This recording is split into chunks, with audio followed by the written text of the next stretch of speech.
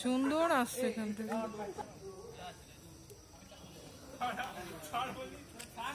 পুরো জঙ্গলের মধ্যে মন্দির। চলুন। এই মাত্র বাড়িতে ঢুকলাম, বেরিয়ে চলে এসেছি, হাত পা ধুয়ে নিয়েছি, এখন ড্রেসটা চেঞ্জ করব, করে এখন আমরা চা খাবো, সিঙ্গাড়া খাবো। প্রচুর আনন্দ করলাম, জামাইবাবুর সঙ্গে বাইরে ঘুরলাম।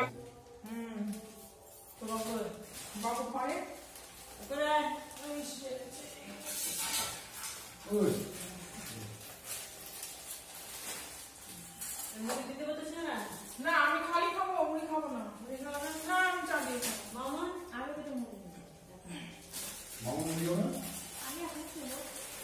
এই যে আমরা এখন সিঙ্গাড়া খেতে বসেছি।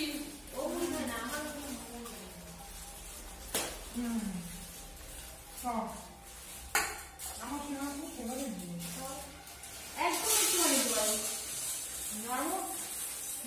মুড়ি দিই না খাবি?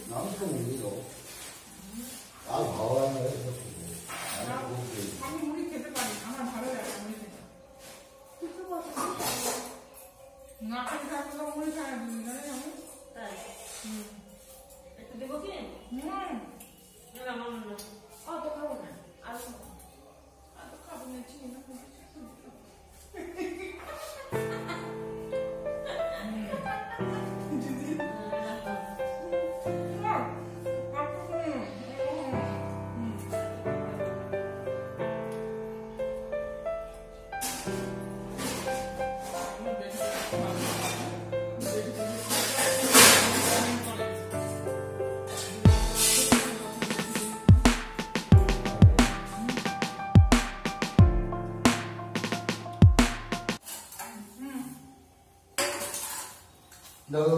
তেল মাখি দেবে মুড়িটা, তেল খাই।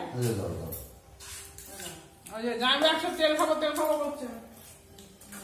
টাটা।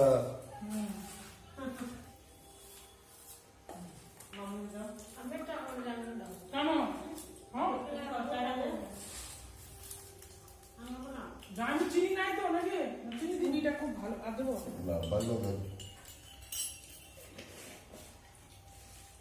বাবু চা খাবি?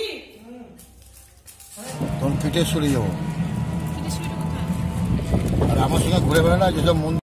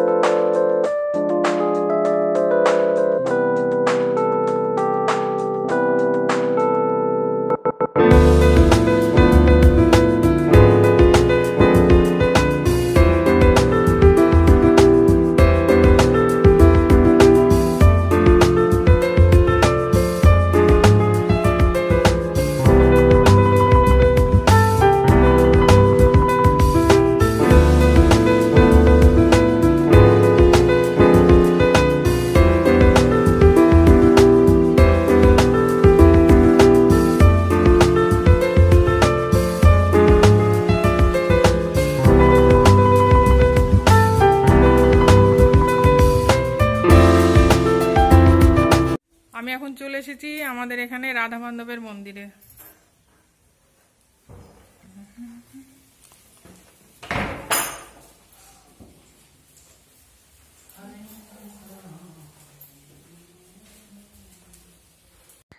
আমরা মন্দিরের মধ্যে প্রবেশ করে গেছি, আর এখন মন্দিরটা পুরো চুপচাপ, কেননা এখন রাধা মাধবের ভোগ লাগানো হয়েছে।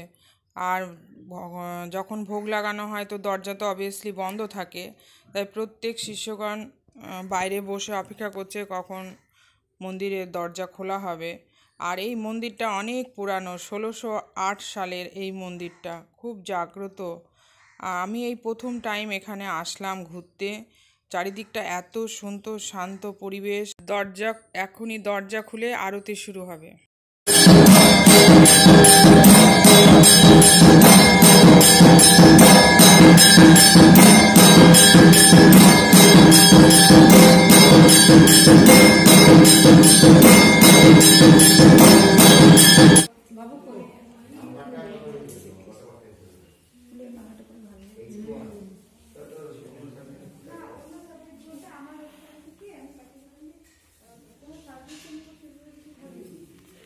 এই নামটা আমার বাপের বাড়িতে হয়। এই যে ভজ শ্রীকৃষ্ণ চৈতন্য প্রভু নিত্যানন্দ জপহারি, এটা আমার বাপের বাড়ির থেকে হয়। এবার ঠাকুরমশাই আমাদের একটু শান্তি জল দিয়ে মেইন গেটটা লাগিয়ে দেবে মন্দিরে। আর আমরা যারা এখানে আছি তারা প্রত্যেকে ভোগের ঘরে চলে যাব, সেখানে লাইন দিয়ে বসে চুপ করে ভোগের জন্য অপেক্ষা করব। খুব লিমিটেড লোক আমরা এখানে আছি, কারণ করোনার জন্য এখানে অবাধ প্রবেশ নেই। খুব গুনে বুঝে এখানে আসতে দেয়। আর তারপরে আমি ভোগ খাওয়া হয়ে গেলে বাইরে বেরিয়ে পাশেই যে আশ্রমের ঘরগুলো আছে সেখানে আমরা ঘুরে আসলাম। সেখান থেকে ঘুরে এসে আমরা একটা বাউন্ডারির মধ্যে যাব। সেই বাউন্ডারিটা হচ্ছে এই রাধা মাধবের মন্দিরে রাধা মাধবকে চান করানো হয়। স্নান যাত্রার দিন যে বড় অনুষ্ঠান হয় সেটা, সেই স্নানটা অনেক উঁচু জায়গায় বসিয়ে করানো হয়। আর প্রত্যেক দর্শক ওই পাশের মাঠে দাঁড়িয়ে সেটা দেখে। আমি এসছিলাম রাধা মাধবের মন্দিরে, এখন আমরা রিটার্ন যাচ্ছি। পুরো গ্রামের মধ্যে যাইব, টুকটুকটা দাঁড়ালো না। হ্যাঁ খারাপ, হ্যাঁ হ্যাঁ চলুন না একটু এগিয়ে গিয়ে দেখি। আর ভোগ আমরা গ্রামের মেঠো রাস্তা দিয়ে চলছি, দেখো কত সুন্দর।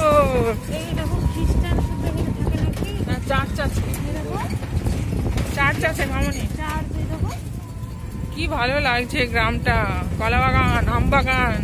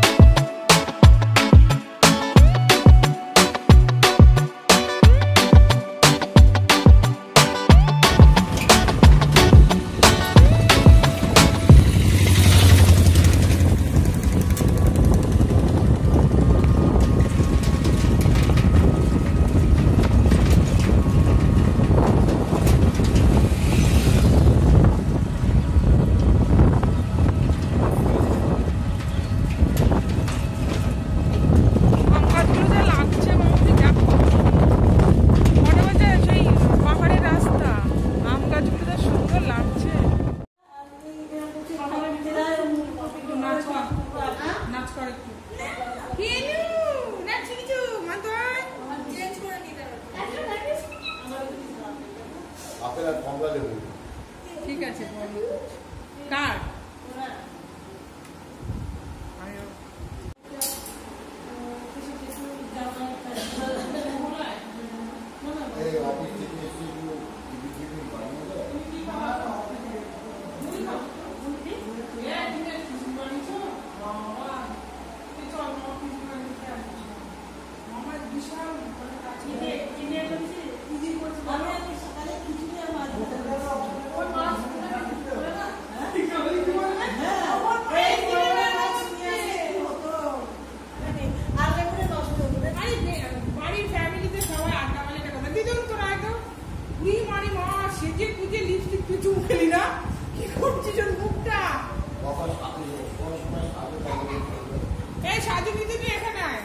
আপনি সাজে দেখে নাও।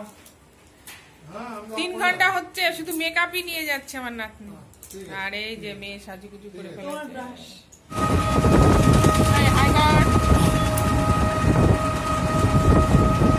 আমরা এখন যাচ্ছি এক জায়গায় ঘুরতে।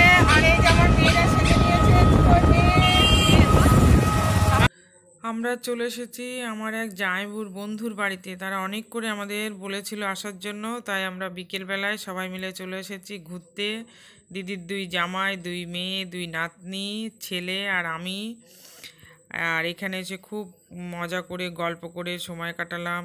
খাওয়া দাওয়া করে আমরা অনেক পরে বাড়িতে গেছি। দেখো আমার নাতনি সেলফি তুলতে ব্যস্ত।